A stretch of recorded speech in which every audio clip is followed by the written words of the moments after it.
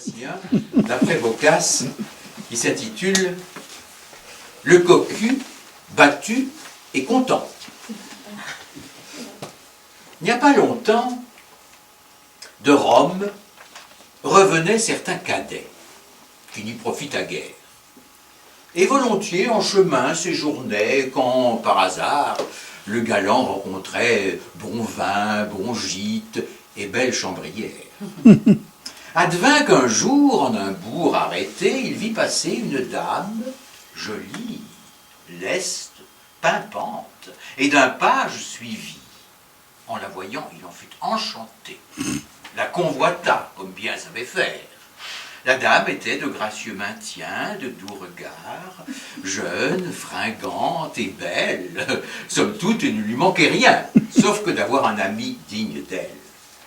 Tant cela mit le drôle en la cervelle que dans sa peau peu ni point ne durait, et s'informant comment on l'appelait, c'est lui, dit-on, la dame du village. Messire Bon l'a prise en mariage, quoiqu'il n'ait plus que 4 cheveux gris, mais comme il est des premiers du pays, son bien supplée au défaut de son âge. Notre cadet, tout ce détail apprit, dont il conçut espérance certaine. Voici comment le pèlerin s'y prit. Il renvoya dans la ville prochaine tous ses valets, puis s'en fut au château, dit qu'il était un jeune jouvenceau qui cherchait maître et qui savait tout faire. Messire Bon, fort content de l'affaire, pour fauconnier le loua bel et beau, non toutefois sans l'avis de sa femme. Le fauconnier plut très fort à la dame. Et n'étant homme en telle poursuite nouveau, guère ne plut à déclarer sa flamme. Ce fut beaucoup, car le vieillard était fou de sa femme et fort peu la quittait. Sinon, les jours qu'il allait à la chasse. Son fauconnier, qui pour l'heure le suivait, eût volontiers demeuré en la place. La jeune dame en était bien d'accord, et il n'attendait que le temps de mieux faire. Quand je dirais qu'il leur en tardait fort, nul n'osera soutenir le contraire. Amour, un jour, qui prit à cœur l'affaire, leur inspira la ruse que voici. La dame dit un soir à son mari, « Qui croyez-vous le plus rempli de zèle de tous vos gens ?» Ce propos entendu, Messire Bon dit, « J'ai toujours cru le fauconnier, garçon sage et fidèle, et c'est à lui que plus je me fierais. » Vous auriez tort, repartit cette belle, c'est un méchant. Il me tint l'autre fois propos d'amour, dont je fus si surprise que je pensais tomber tout de mon haut, car qui croirait une telle entreprise?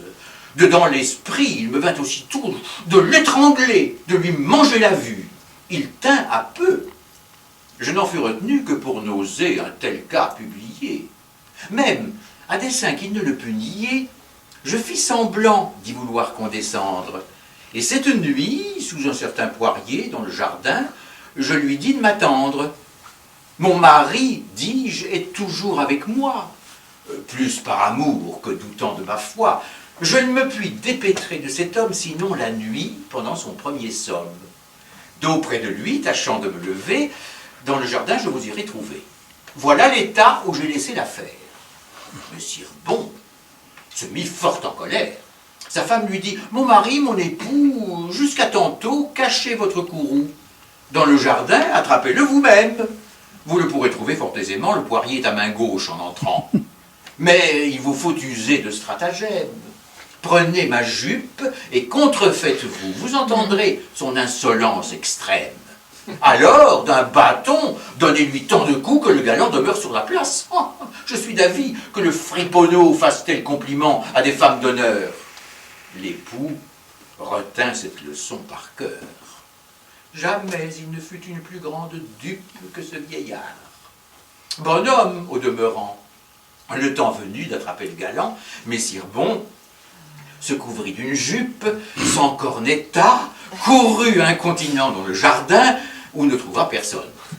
Garde n'avait, car pendant qu'il frissonne, claque des dents et meurt quasi de froid, le pèlerin, qui le tout observait, va voir la dame. Avec elle se donne tout le bon temps qu'on a, comme je crois.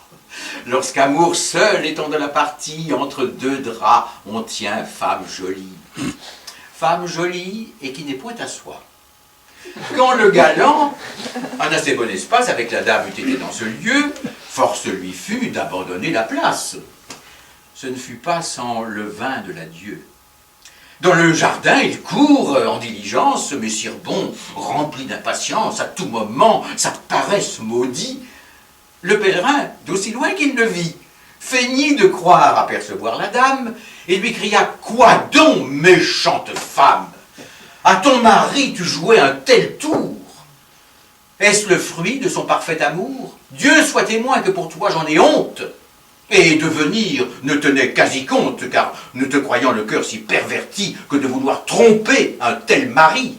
Or bien, je vois qu'il te faut un ami. Trouvé-ne l'a en moi, je t'en assure. Si j'ai tiré ce rendez-vous de toi, c'est seulement pour éprouver ta foi, et ne t'attends à m'induire en luxure. Grand pécheur suis, mais j'ai là, Dieu merci, de ton honneur encore quelques soucis. À mon Seigneur ferais-je un tel outrage? Pour toi, tu viens, avec un front de page, mais foi de Dieu, ce bras te châtira, et mon Seigneur peu après le saura. Pendant ces mots, l'époux pleurait de joie, et tout ravi disait entre ses dents, « Loué soit Dieu, dont la bonté m'envoie, femme et valet, si chaste, si prudent. » Ce ne fut tout, car à grands coups de Gaule, le pèlerin voulut froisser une épaule, de harion salement l'accoutra, jusqu'au logis ainsi le convoya. Messire Bon, il voulut que le zèle de son valet n'eût été jusque-là, mais le voyant si fort et si fidèle, le bonhomme des coups se consola. Dedans le lit, sa femme, il retrouva, lui conta tout, en lui disant « Mamie, quand nous pourrions vivre 100 ans encore, ni vous ni moi n'aurions de notre vie un tel valet. C'est sans doute un trésor. Dans notre bourg, je veux qu'il prenne femme. À l'avenir, traitez-le ainsi que moi. » Point n'y manquerait, lui repartit la belle, et de ceci, je vous donne ma foi.